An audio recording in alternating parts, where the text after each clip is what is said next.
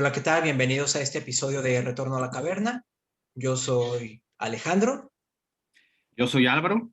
Buenas noches a todos Bu- los que nos están acompañando. Buenas noches, yo soy Diego y estamos listos para comenzar. Muy bien, hoy vamos a hablar de estoicismo y en particular de ética estoica. Entonces, para comenzar, hay que ponernos un poquito en contexto. Ah, el estoicismo, como sabemos, surge alrededor del año 300 antes de Cristo con Zenón de Sitio. Él es su fundador. Él era originalmente un estudiante de la escuela cínica que eventualmente se decanta e inicia su propia escuela. Y si bien los primeros personajes del estoicismo como Crisipo, Cleantes, Zenón, fueron de los antecedentes de los demás. Se tiene realmente muy poca información sobre ellos. Los estoicos más importantes en última instancia fueron Marco Aurelio, Epicteto y Séneca. Entonces, lo característico del estoicismo es que es una filosofía muy, muy práctica, no es muy teórica. Bueno, en realidad tiene elementos muy teóricos. Sí Sí, los tiene, ¿no? sí, Tiene de elementos hecho, muy teóricos, pero no se limita a ellos, pues es a lo que voy. exacto. Sino que también el estoicismo es visto como una filosofía de vida, sobre cómo se ha de vivir. Entonces, no sé por dónde quieren que empecemos.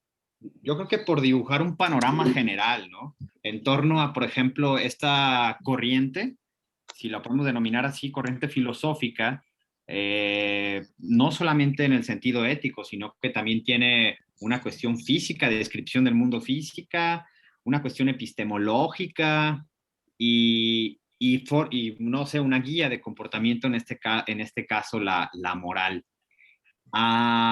Desde sus inicios podemos determinar, o bueno, los expertos determinan tres épocas del estoicismo. Desde sus orígenes, una época mediana también en Grecia, y la que creo que todos estamos familiarizados es la época romana, donde escriben autores como Marco Aurelio, como Séneca, y vaya, creo que es la más popular, ¿no? Y que tiene tintes morales únicamente, pues, no únicamente, pero sí creo que más centrales. Creo que el apoyo, bueno, lo que a mí me llama más la atención, apoyando lo que dice Álvaro, es este apoyo sobre el mundo real, entre comillas, que se le puede llamar, ¿no? Está apoyado sobre, no me animaría a llamarle un naturalismo, pero sí sobre una realidad natural y posteriormente es donde se enfrasca, ¿no? En estructuras morales que intentan apoyarse, ya iremos platicando si está correcto o no estamos tan de acuerdo o estamos de acuerdo en este tipo de apoyos, ¿no? Una cuestión un tanto, no sé ustedes, un tanto oriental en esta cuestión de la ausencia de el bien para relacionarlo con ciertos actos morales, pero bueno, ya iremos ahondando un poquito en ese tema, ¿no? Es que tiene Sí, que ver también. sí, definitivamente tiene que ver, hay muchas similitudes, creo yo, con doctrinas orientales. Pienso en particular en el budismo, en el estoicismo, como saben, se habla bastante de estar libre de pasiones, no en el sentido de no tener emociones, porque todos las tenemos, sino en el sentido de tenerlas bajo control, que también se relaciona todo esto con una concepción que se tiene muy extraña del estoicismo como alguien que no tiene emociones, que es un robot, cosas así, que no va por ahí precisamente. Sí tiene que ver con soportar ciertas situaciones negativas de la vida, como la enfermedad, la pobreza y demás, pero definitivamente no va por la eliminación de las pasiones ni nada de eso. Sí, creo que sí tiene mucho que ver con esta influencia, porque bueno, sabemos que bastantes filósofos griegos tenían influencias orientales, ¿no? Influencias por un lado egipcias, influencias, pues, no directamente, no todo surgía de un contexto griego. Ah, Me da risa porque me parece que este tema, el del estoicismo, es uno de los quizá más pop, ¿no? En el que la cultura popular lo toma, no sé, le da unos tintes así de cuestiones mainstream y ya te lo venden como la solución de cuestiones incluso psicológicas, ¿no? Pues tienes una bronca, pues ahí está el estoicismo, que no se raja y esas cosas. Y tienen, es decir, sin profundizar realmente en la cuestión de fondo de los filósofos estoicos, ¿no? De la forma de vida, de llevar esta forma de vida a sus últimas consecuencias, como mi estimado Séneca.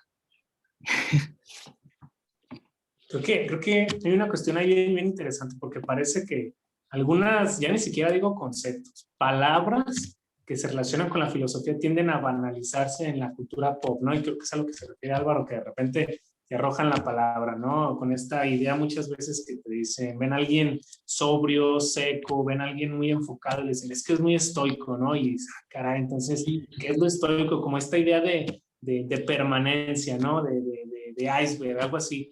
Y curiosamente, el estoicismo, por lo menos desde el punto de vista que lo estamos abordando, desde la perspectiva ética, es muy diferente, ¿no? Yo lo entiendo muy fluido en un constante diálogo interno, porque va mucho a la práctica.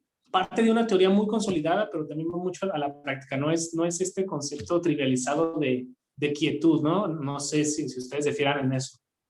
Sí, sí, entiendo eso, que es trivial, ¿no? Cómo se le entiende, que es solamente como una, pues bueno, no puedo decirlo de otra manera más que como se menciona, ¿no? Lo tomó de una manera estoica ante cualquier situación, pero vaya, es mucho más profundo que eso. Pensemos en la descripción de los actos morales o inmorales en Platón, por ejemplo, que claro que muchos filósofos estoicos toman estas bases para describir lo que ellos conciben como bien y mal en los actos morales de las personas. Bastantes estoicos consideran que la gente no actúa mal o de manera inmoral porque es mala, ¿no? Sino porque es ignorante. En tanto que tengas más conocimiento de la situación o del contexto de las personas y que sepas que hay ciertas cuestiones determinadas y que esta misma determinación te obliga a actuar o no a actuar, pues tu conocimiento te lleva a ser virtuoso, ¿no? Y esa virtud es la que un estoico quiere alcanzar. No solamente el estatus de hombre sabio, sino el estatus de hombre virtuoso. Muy bien, dos cosas respecto a eso. En primer lugar, lo que mencionas de que esta doctrina, de que los hombres en última instancia no son realmente malvados, sino que las cosas malas que hacen resultan de juicios equivocados sobre la naturaleza del mundo y sobre su propia naturaleza, tiene el nombre de intelectualismo moral. Y es una visión bien extraña porque para los estoicos el alma humana es completamente racional al 100%. Recordarán que en Platón y en Aristóteles no es así, sino que está la parte racional y la parte irracional, pero los estoicos dicen que no, básicamente todo lo que hay es racional. Entonces tenemos la capacidad para realizar juicios y opiniones correctas y a partir de ahí llegar a la virtud, que ese es el fin último de los estoicos. No la ataraxia, no la felicidad. Eso claro que puede conseguirse, pero solamente como una consecuencia secundaria de haber alcanzado la virtud. En última instancia, la virtud es el fin último, no la felicidad y no otra cosa. No Dios, ¿no? No, Dios. Y en base también a cosas como la apatía, ¿no? Pero en el sentido como de cierto autocontrol ante las situaciones externas, ¿no? Incluso situaciones, podríamos decir, dolorosas, en situaciones en las cuales cualquier otra persona podría sucumbir ante el dolor, las emociones, el estoico plantea ser apático, pero no apático en el sentido de desdeñar estas emociones, sino tomarlas desde perspectiva y ser, ¿cómo decirlo? Sí, resignarte, es la palabra que iba a buscar. Creo que eso se puede asociar o yo medianamente, no sé si estoy equivocado, lo asocio con el problema de la voluntad, ¿no? Porque entonces un sujeto en situaciones adversas puede elegir darle una perspectiva a estas emociones y enfocarse en lo que mencionaba Franco, ¿no? En una racionalidad. Por ahí me gustaría mencionar un pequeño fragmentito que encontré de Diógenes Laercio que habla sobre el hombre libre, libre de cambiar su actitud de acuerdo a su voluntad, pero ninguna acción es buena o mala en forma determinada. Entonces, por ahí no sé si caeríamos en un indeterminismo del mundo que lo está rodeando y la manera en la que él lo aborda. Entonces, el sujeto desde esta perspectiva puede acomodarse de una o de otra manera según la realidad que lo esté rodeando, que lo circunde. No sé si estoy por ahí muy desatinado o más o menos lo comprendí. No estoy muy seguro de haber entendido esa parte que mencionas del indeterminismo, porque, bueno, los estoicos definitivamente eran deterministas y eso Sí. juega un gran rol en su teoría ética, tiene unas grandes consecuencias. Está esta metáfora, me parece que es ¿cómo se llama este que era un esclavo? El estoico, que era un esclavo, Epicteto. Epicteto mencionaba una metáfora en la cual un perro está atado a un carruaje y pues el carruaje lo va guiando. Entonces el perro tiene de dos. O sigue el carruaje voluntariamente hacia donde sea que lo lleve, o trata de resistirse, pero el carruaje lo va a arrastrar de todos modos y lo va a terminar llevando al mismo destino. Entonces, en esta metáfora, el perro es el hombre y el carruaje es el destino. Y tú tienes de dos, o te adecuas al destino o te lleva arrastrando. De cualquier manera vas a terminar en lo mismo. Y el destino puede ser enfermedad, pobreza, mala fama, etcétera, etcétera. Dolor. Dolor, sí. Sí, pero aún en esa situación determina, el hombre podría ser libre para tomar la elección, ¿no? O sea, en este caso, con la metáfora del perro, el perro tiene la elección de continuar o de morir, ¿no? O sea, es a lo que se refiere en este caso. Y entonces, ninguna acción en este sentido tendría que ser buena o mala, simplemente es una cuestión de elección. Sí, creo que el determinismo en este caso de los estoicos, pues es en un sentido más amplio, por ejemplo, al universo en su conjunto, en una concepción estoica, pues le somos indiferentes realmente, ¿no? Ninguna acción externa a nosotros que esté determinada, pues tiene ninguna carga moral.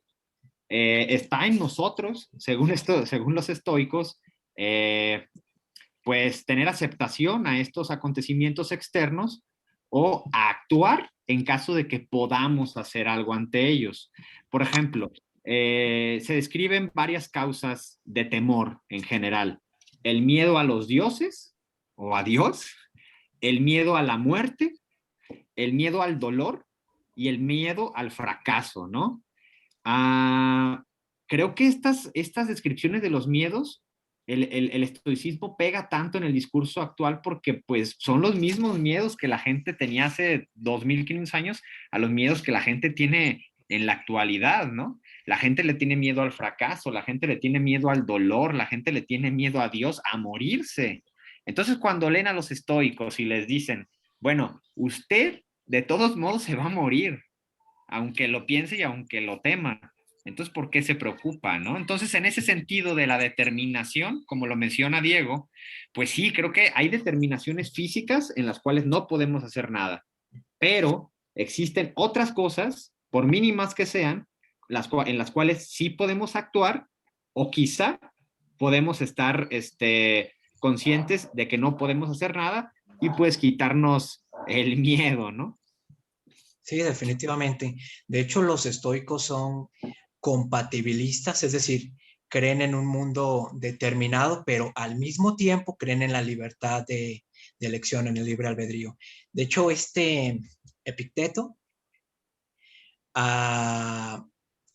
él mismo hablaba que en una parte de sus discursos que alguien puede romper sus huesos, alguien puede romper su pierna, pero ni el mismísimo Zeus puede romper su voluntad.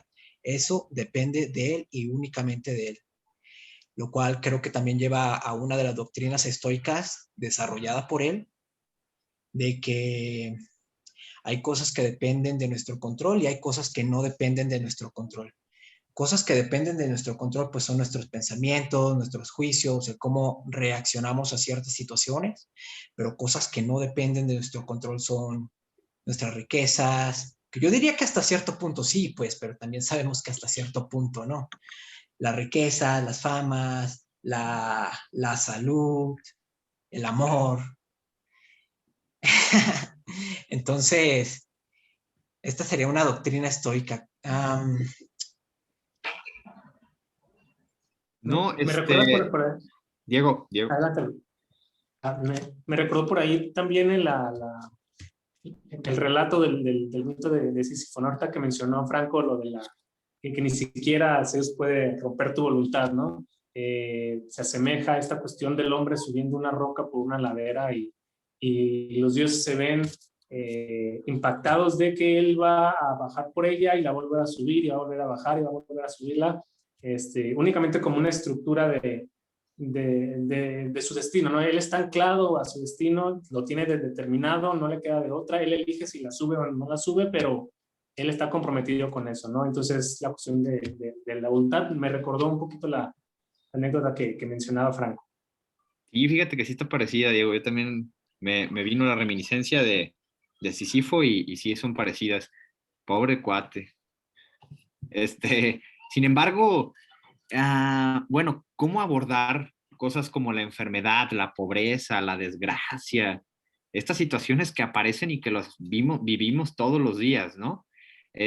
¿Cómo encontrar la parte filosófica o estoica en todas estas situaciones? Porque, bueno, uno podría decir, el estoico, era, no sé, un patricio romano que tenía ciertas comodidades y que podría escribir del sufrimiento, porque gente como Marco Aurelio, pues un emperador romano, pues tenía una perspectiva del dolor pues muy plácida, por decirlo de alguna manera, pues a él se resignaba muy fácil porque pues claro, era el emperador, pero bueno, el estoicismo no solamente es de hombres como el emperador Marco Aurelio, sino también de esclavos como Epicteto. Epicteto era un esclavo, no era un hombre libre.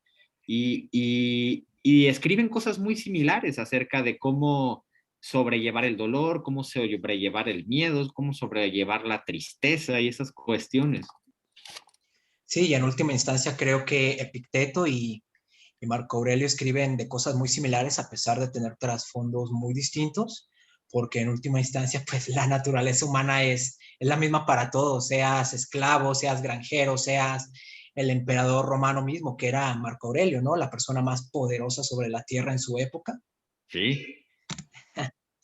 ¿Y para Bueno, quién es pero ese? Diego, perdón. curiosamente, pero volvemos a un punto que habíamos tocado en relación a mencionar, por ejemplo, ¿no? Era un patricio o hablamos de el emperador, ¿no? Personas sumamente poderosas, capacitadas, educadas, y por el otro lado tenemos a otra población que no está educada, no tiene privilegios, y podemos enfocar por lo menos en el estoicismo tardío el énfasis en dos estructuras, la de la sabiduría y la de los insensatos, ¿no? Entonces, en los insensatos podemos encontrar las personas que no tienen estos privilegios, que no conocen, no saben, y entonces de cierta manera sus actos morales están estructurados para reaccionar diferente, ¿no? Ante una enfermedad, ante ciertos actos que los que pudiera tener una persona de la nobleza, un emperador, un político. Sí. Hablaba con Franco cuando estábamos preparando el tema en la semana, de que había ciertos paralelismos entre el cristianismo y el estoicismo, ¿no? Incluso creo que en algunas ocasiones hay cosas casi calcadas, ¿no? Del estoicismo, de algunos filósofos estoicos. Me parece que leí en la semana que en, en, en un cristianismo primitivo llegaron a canonizar algunos estoicos, ¿no? Y hay cartas, hay cartas apócrifas entre San Pablo y Séneca, por ejemplo. Sin embargo, la esencia del estoicismo, pues ahí está. Estos paralelismos que les menciono entre el cristianismo y estoicismo son, por ejemplo, en el caso del cristianismo, imitar a Cristo como la figura a la cual llegar, ¿no? El comportamiento de Jesucristo es al que debemos de aspirar nosotros. En el caso del estoicismo, imitar al sabio virtuoso. Querer ser virtuoso y siendo virtuoso vamos a ser sabios. Otra de los paralelismos que encontramos era la cuestión de la resignación, ¿no? ¿Por qué resignarnos a los planes divinos de Dios? Y en tanto que nos resignemos a eso, sabemos que tiene un plan superior para nosotros. Por en el lado del estoicismo, la resignación a un universo al cual somos indiferentes, ¿no? Entonces, incluso a los dioses les somos indiferentes. Entonces, hay paralelismos de pensamiento que se sincronizan y que, vaya, hay semillas de estoicismo en cosas tan occidentales como nuestra propia religión. Sí, definitivamente, empezando por las virtudes. Por ejemplo, el cristianismo agarra las virtudes cardinales, que son temperanza, coraje, sabiduría y me faltó una, no, prudencia. Prudencia. Y agarra estas, que son del estoicismo, que bueno, a su vez eran de Platón originalmente, pero las agarra de ahí. Pero también había pensadores cristianos primitivos que, que llegaron a tratar la cuestión de qué pasaba en el caso de aquellas personas que vivieron antes de la primera venida de Cristo. ¿Se salvaron, no se salvaron? ¿Qué onda con ellos? Y uno de estos escritores cristianos llegó a decir que algunos podían considerarse paganos virtuosos, como Sócrates, porque habían vivido de acuerdo al logos, a pesar de jamás haber conocido a Cristo, ¿no? Es una cosa bien chistosa, paganos virtuosos. Sí, qué concepto tan curioso. Y también otra cosa antes de que se me pase, es que la cuestión de la riqueza es muy controvertida, particularmente en el caso de Séneca, Sí. porque era millonario, literalmente millonario. Tenía una fortuna de 300 certecios, creo que era, certecios, sestercios, Sí, que era la moneda local de la época. Entonces mucha gente le recriminaba, oye, pues tú dices que hay que vivir estoicamente, hay que vivir simplemente y todo eso, pero hoy, por otro lado, tienes 300 millones de esta moneda. ¿Cómo concilias eso? Y él decía, bueno, pues sí, tengo un montón de dinero, ¿no? Pero, pero no se trata de tenerlo o no tenerlo. Simplemente si lo tengo, lo disfruto. Y si llego a no tenerlo, no hay bronca. Simplemente no me pongo triste ni me pongo a llorar, porque para eso me enseñó el estoicismo a ser así, ¿no?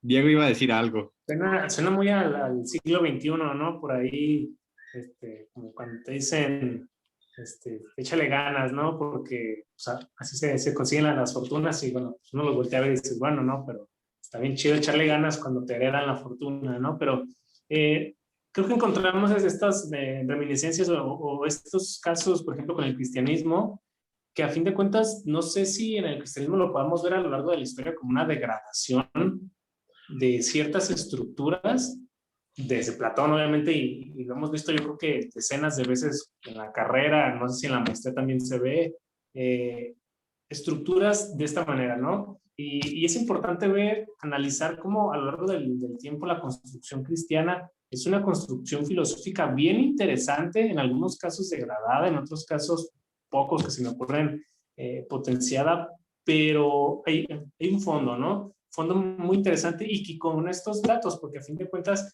vemos a Séneca en una posición muy bien parado y podemos asemejarlo, ¿no? Con ciertas figuras religiosas que también tenían este discurso estoico y también en ciertas posiciones muy cómodas, ¿no?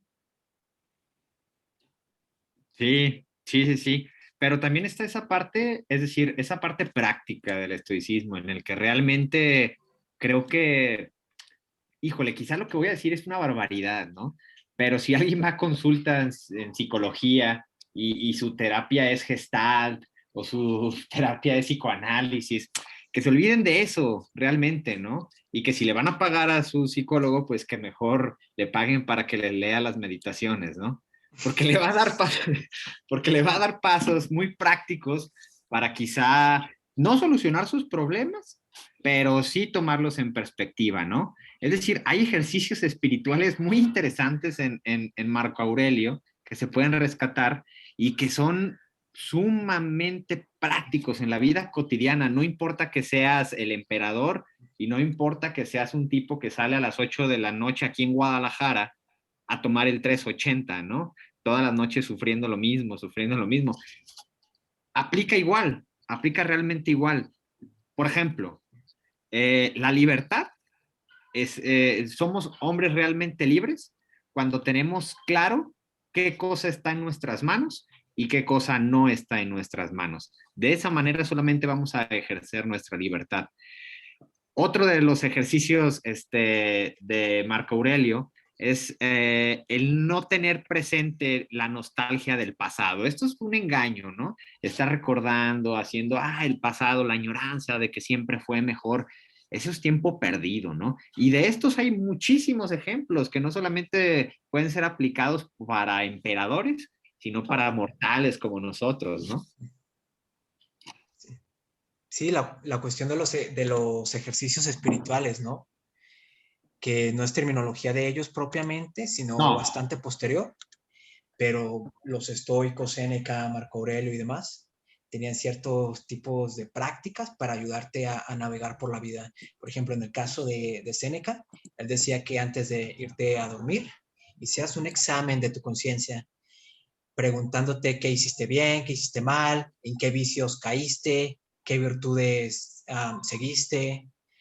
Y esa es la parte más práctica y creo que en cierto punto puede haber paralelismos con el budismo u otras doctrinas espirituales. Por ejemplo, en el caso de Marco Aurelio, recuerdo que en algunas partes él menciona que cuando surge una impresión, no te dejes llevar por ella, sino que la mantengas bajo control y tengas en cuenta que es eso, una impresión, nada más. Tú decides si te daña, no te daña, te perjudica y demás.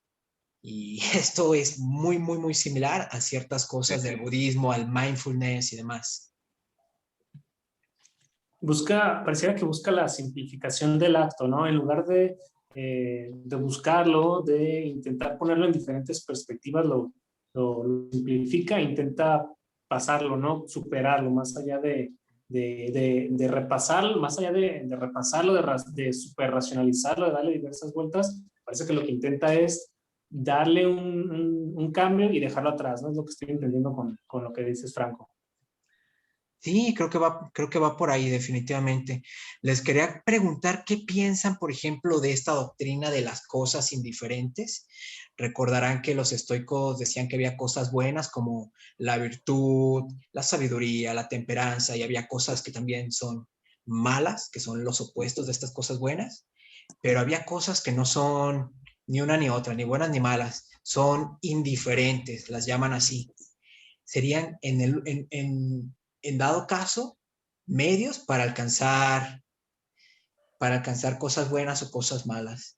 Por ejemplo, la riqueza no es algo bueno o algo malo en sí mismo, de acuerdo con ellos, pero si la riqueza te ayuda a ser virtuoso, entonces es un indiferente preferible, que a mí me parece una terminología un tanto contradictoria. Indiferente preferible, pues si es preferible, entonces no es indiferente. sí, O pero se entiende. o la enfermedad, que es un indiferente no preferible. Pues el mismo caso. Pero bueno, ellos decían que si la enfermedad te lleva a ser menos virtuoso, entonces pues no es preferible. ¿Qué piensan de este tipo de doctrina? Diego, ¿quieres contestar primero? No, adelante, Leo. Adelante. Bien, pues qué curioso, es decir, dividir la cuestión de las virtudes y por otro lado los vicios, que lo tienen bastante claro como ser virtuoso, como no ser un hombre virtuoso, pero estas doctrinas de los indiferentes, como lo que bien dijiste, el dinero, pues creo que en algún momento estos indiferentes podrían convertirse en vicios, ¿no? Cuando se tiene acceso a ellos. Por ejemplo, un exceso de dinero en una persona, voy a decir algo medio extraño, que tiende hacia el vicio, pues se va a hacer más inmoral, ¿no? Y va quizá a explorar a más vicios, porque pues tiene más oportunidad de hacerlo. Una persona que es virtuosa y con este indiferente del dinero, pues quizá tendrá la oportunidad de ejercer más la virtud, pero quizá lo estoy pensando de una manera errónea. Estoy pensando que quizá, solo quizá, hay gente que tiende a la maldad y otra que sí tiende a la bondad. Pues sí, ¿no? Pues sí, sí, sí, yo estoy convencido de eso, pero vaya, creo que lo entendería de esa manera. Creo que estos indiferentes sí son un medio para o bien conocer más vicios o bien para ser más virtuosos. Sí, estoy de acuerdo, estoy de acuerdo. Oigan, La cuestión es que sería la posibilidad, ¿no? sí, ¿cómo la posibilidad, Diego? Sí, la posibilidad. Tú aquí mencionas que tienes ambos casos, ¿no? Que puedes utilizar la indiferencia para obtener este beneficio de satisfacciones positivas o irte al otro lado. Entonces, ¿qué posibilidad habría? Entonces, en este caso, sería algo azaroso tu posibilidad, que tiendas a una parte o a otra, o por medio de la razón tendrías ya sea la obligación o la tendencia de irte en un camino o en otro. Bien, pues según los estoicos, las virtudes se aprenden, los vicios pueden olvidarse, es decir, cualquiera puede ser virtuoso. Y en ese mismo sentido, pues no importan los indiferentes, puedes ser un hombre virtuoso o puedes dejar de hacer acciones que te lleven a los vicios. Actualmente no sé bien si opinaría yo eso, pero creo que sí tiene mucho que ver el contexto, pues también supongo que hay ocasiones en las que no es nada fácil ser virtuoso, ¿no? Nada sencillo, actuar por virtud. Pensemos en alguien que está sufriendo mucho dolor o que, no sé, está en una fila para entrar al hospital COVID y no sé, no va a dejar pasar al siguiente, se está muriendo, ¿no? ¿Qué sé yo? Se me ocurre en esa clase de ejemplo. Claro, pero según los estoicos, el sabio, que es un ideal al cual ellos aspiraban, el sabio es imperturbable ante las cosas externas, trátese de enfermedad, trátese de pobreza, trátese del exilio y demás. De Sí. hecho está esta frase, ¿no? De enfermo y feliz, en el exilio y feliz, muriendo y feliz. Pues es un bonito ideal, ¿no? Creo que más o menos puedes tratar de acercarte, pero ser completamente indiferentes a las cosas externas, no estoy del todo seguro de que sea posible. Y esa es precisamente una de las críticas que hace San Agustín a los estoicos. Les dice, bueno, está muy bien que quieran enfocarse mucho en los aspectos interiores, en los aspectos que ustedes controlan, pero también hay aspectos exteriores que son necesarios. En el caso de San Agustín, pues es Dios, ¿no? Sí. Pero en el caso de Aristóteles, que también es un griego, bueno, que también es un clásico, más bien, pues Aristóteles mencionaba en su Ética, Nicomaquea, que hay ciertos factores externos que no dependen de ti que también son importantes, como la belleza, la amistad, y estoy completamente de acuerdo con ello, porque imagínense a alguien que es muy, muy, muy feo, deforme, pues eso es una desventaja, la verdad. O alguien que no tiene amigos o no tiene relaciones sociales, eso también es una desventaja porque somos animales sociales y nos afecta. Entonces, al menos yo personalmente, pues sí me gusta bastante el estoicismo, pero creo que es insuficiente por sí mismo. Y fíjate que curiosamente se usa, y volvemos como al punto inicial, ¿no? Parece que es cíclico esto.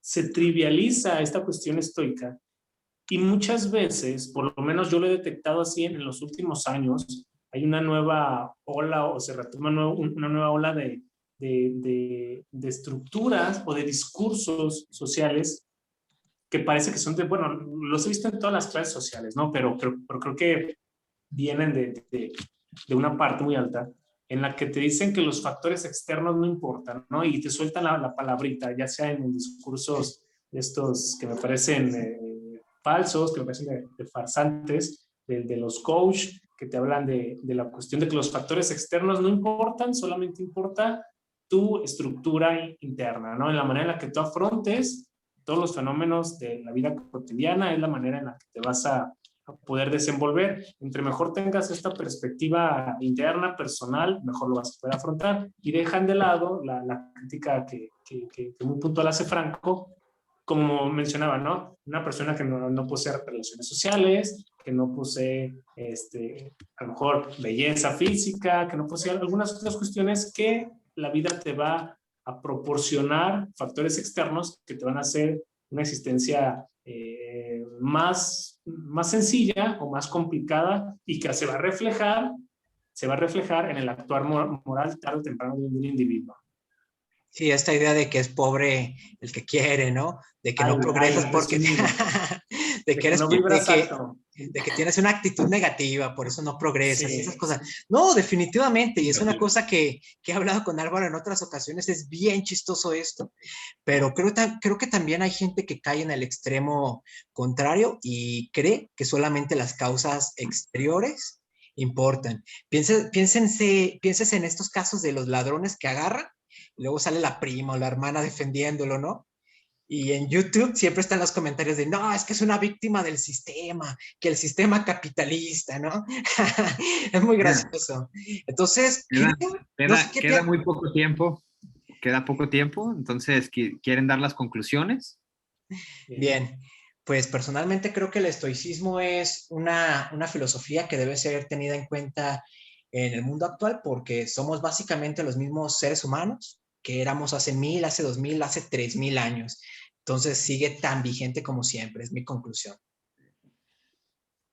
Me gusta mucho, recuerdo gratamente mis cursos de licenciatura porque creo que es para las personas que nos están viendo que a lo mejor no están tan empapadas, me parece que es una buena ala para ir entrando en temas filosóficos, sobre todo en la ética, porque hay muchas perspectivas éticas y es una buena herramienta para comenzar a diversificar un pensamiento filosófico. Sí, creo que si buscamos una filosofía práctica, que realmente hay pocas filosofías prácticas, sí, encontramos el estoicismo y está a la mano realmente. Lo que los hombres temían y a lo que le temían hace 2000 años le siguen temiendo en la actualidad. Entonces creo que son respuestas a las cosas, a las incertidumbres que seguimos teniendo hoy día y que nos reconforta realmente. Espero que cuando nuestros seguidores lean la bibliografía que dejamos acá, pues les reconforte leer a Marco Aurelio, a Séneca o a Epicteto como a mí me reconfortó leerlos, ¿no? Y es todo. Bueno, esperamos que esta charla haya sido de su interés. Si lo fue, por favor no olviden suscribirse y compartir el video, nos ayudarían realmente mucho. También dejen en los comentarios sus opiniones, dudas y demás. Y nos vemos hasta la próxima. Adiós. Saludos. Hasta luego.